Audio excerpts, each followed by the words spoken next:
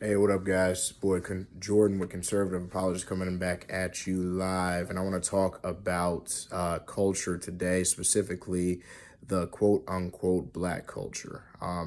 Guys, it is time for a cultural revolution. And what I mean by that is the devil has a stronghold in the black community. And what I mean by that is, okay,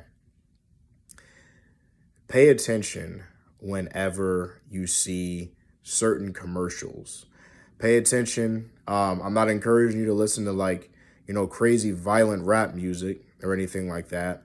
But if you ever just passing by, you hear some of the crazy lyrics that gangster rappers talk about. And then you have, kids in the hood and kids on the block. They want to be like these gangster rappers. And you see the kind of values that they promote and the kind of things that are exalted, such as murder, such as endorsing just every sort of sexual sin, selling drugs, doing drugs, getting high, practicing whoredom, sleeping around, just doing whatever you want to do, and murdering people if they're in your way to get to the top. And then even in some communities and like mainstream rap, I believe there's even an occultic nature about it, a demonic nature about it. And the thing is, okay, that is not black culture, people. If you are listening to this video and you're an African American like me, that is not who you are, okay? I used to listen to gangster rap music every single day. I remember going to school on the bus. I'd be blasting T.I. on my headphones, talking about murdering, killing, talking about selling drugs, doing drugs. Bruh, let me tell you right now, that is not black culture. I saw a commercial the other day. Me and the wife was trying to find a new show to watch, and I had to turn my eyes away with this commercial. It showed some lady dressed like almost basically nude. It was an all black movie that was being advertised or something like that, right? And it was on BET, and the whole thing was BET right after the commercial said something about black culture, as if blackness equals sin, okay? And it's time for a cultural revolution, people. It's time, man. You know what I'm saying? Because, the liberal leaning thoughts and the liberal leftist views continue to enslave black people. What do I mean by that? Critical race theory, prime example. That encourages a victimhood mentality, okay?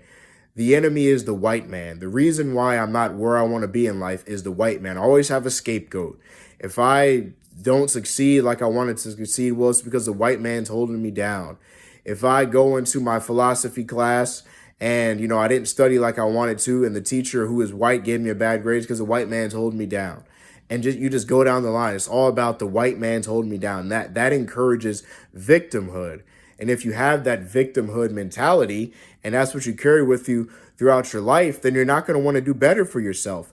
And what does the left continue to push? What do they continue to push? Critical race theory, victimhood, and that type of junk. And then when you're a victim and you feel like you're hopeless, then one of the ways that you feel like that bring you hope and meaning may be to turn to some of these things these rappers say on these songs, and it's a continual vicious cycle. You're not a victim. I'm not a victim. Okay. The white man is not out to get us, okay? That is false. That is false. America is not a racist country, okay?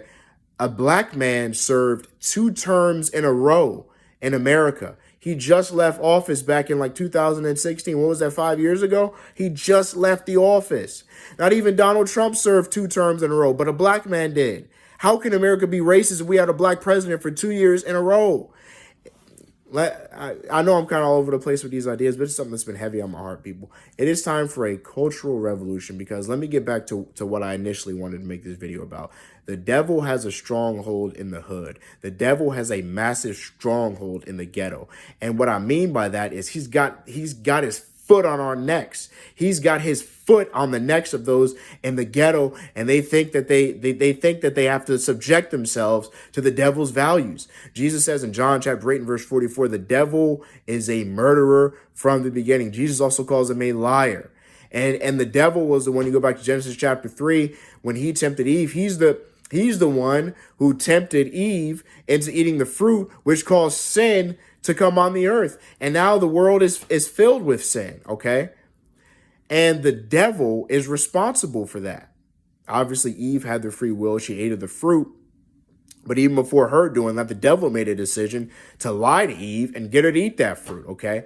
So whenever we act like, our culture is about murder, sin, blasphemy, adultery and all those kind of stuff, that's because we are allowing the devil to have a stronghold on our minds. And it is time to stop that.